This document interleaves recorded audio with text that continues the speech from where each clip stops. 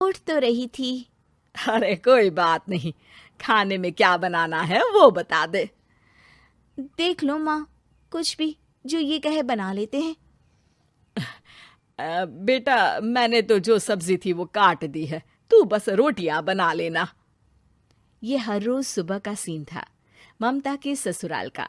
एक दिन पड़ोसन कहती है, अरे बहन जी, सारा दिन काम करती रहती हो, थकती नहीं क्या आप? बहू क्या करती रहती है सारा दिन? अरे वो भी कुछ ना कुछ करती ही रहती होगी। अब इतनी भी बूढ़ी तो नहीं हूं मैं जो बैठ जाऊं कि सामने काम पड़ा है और मैं बैठी रहूं। अरे लेकिन बहू की तो आदत खराब हो जाएगी जब सारा काम आप ही कर दोगी। अरे ठीक है ना, कम उम्र में हमारी भी शादी हुई थी।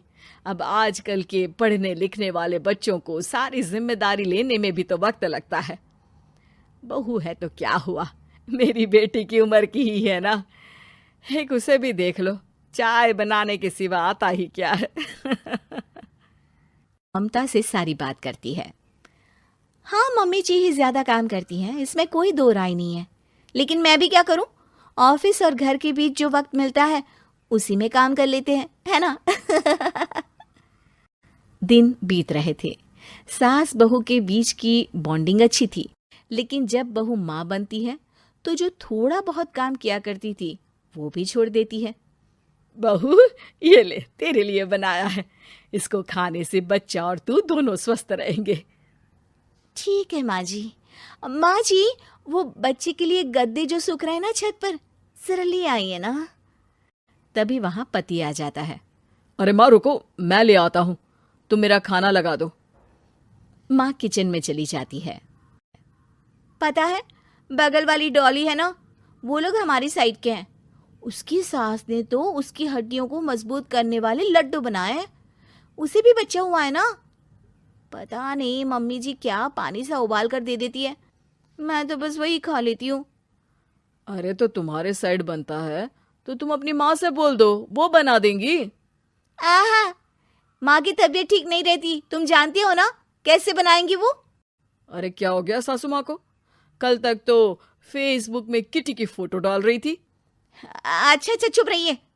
डॉली की सास ने मनाया है, तुम लोगों का भी तो फर्ज बनता है। तभी वहां सास आ जाती है। ये ले बहू, गर्म पानी की बोतल, गर्म पानी पीने से पेट अंदर हो जाएगा। नहीं नहीं माँ जी, गर्म पानी पीने से प्यास नहीं बुझती। अरे पी लेना बेटा। वो बगल वाली डॉली को तो जानती है ना, जो तुम लोगों के साइड की है। तेरे साथ ही उसका भी बच्चा हुआ था। बेचारे का कोई ख्याल रखने वाला नहीं, सारा काम करती है और रात में बस एक लड्डू खाकर सो जाती है। पेट तो लटक ही गया है और बच्चा तो कितना कमजोर सा है उसका। अच्छा माँ, क्या बात है, डॉली की ये हाल है? क्यों मैडम, क्या कहना है आपका? अब पता है मुझे, किसी के पास मेरी सास की तरह सास थोड़ी ना है। नहीं नहीं बेटा, ऐसा नहीं है, मेरे लिए तो तुम सभी मेरे बच्चे जैसे ही हो। ममता को समझ में नहीं आता कि वो सास में कैसे कोई बुराई निकाले, क्योंकि हर कोई उससे उसकी सास की तारीफ ही किया करता था। एक रोज ममता के घर उसकी ननद आती है। अरे भाभी, मुन्नी को तो 6 महीने हो गए, आप अभी भी बेड पर हो। आ गई है आप? कैसी हैं बुआ? बच्चा होने के 6 महीने बाद आई हैं आप? भाभी, अमेरिका दूर है ना, तो वक्त लग जाता है। अब इनकी छुट्टी अभी थी तो सभी आ गए। वैसे माँ कहाँ है? थकी हारी सास बेटी को देखकर खुश हो जाती है। माँ, इस बार तेरा वीजा तैयार है, मेरे साथ चलने को तैयार रहना।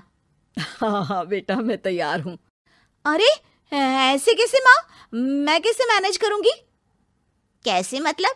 जैसे मैंने किया अमेरिका में, आप इंडिया में कर लेना। वैसे आपका तो मायका भी पास ही में है ना। हाँ वो तो है, लेकिन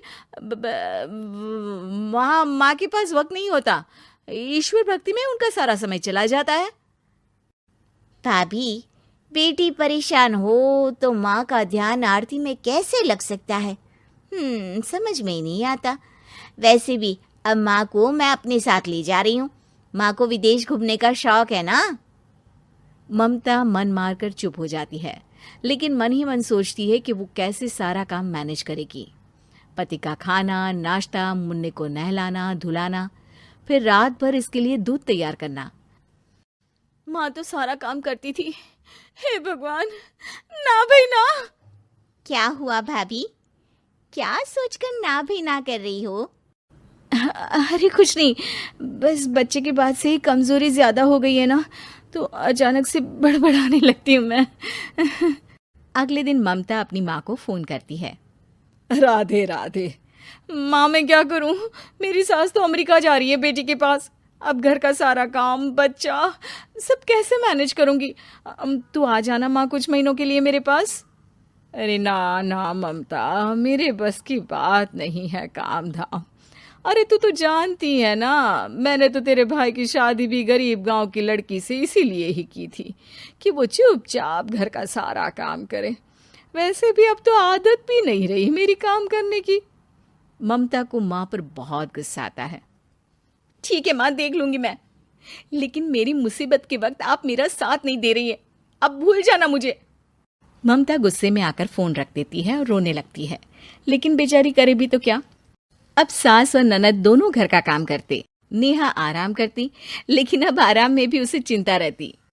और फिर वो दिन भी आ जाता है जब ननद का जाने का वक्त आ जाता है। भाभी मैं जा रही हूँ, अपना और मुन्ने का ख्याल रखना। ममता सास को देखती है और गले लगकर रोने लगती है। माँ जल्दी आ जाना। सास मुस्कुराकर कहती है, कहाँ से ममता, मैं कहीं नहीं जा रही। मैंने देखा कि मेरे जाने की बात से ही तू परेशान हो गई थी, इसीलिए मैंने अपना जाना कैंसिल कर दिया है। तू चिंता ना कर, मैं तेरे साथ ही रहूंगी। ममता को अपनी माँ की बात याद आती है कि कैसे उसके कहने पर भी ममता की परेशानी को समझने की बजाय उसने मना कर दिया, जबकि सास ने बिना कुछ कहे बहू की समस्या पढ़ ली। हाँ माँ, हम सब साथ चलेंगे बाद में दीदी के घर अमेरिका। आज से आप रानी बनकर रहना और मुन्ने को देखना। मैं समझ चुकी हूँ कि मेरा फर्ज क्या है।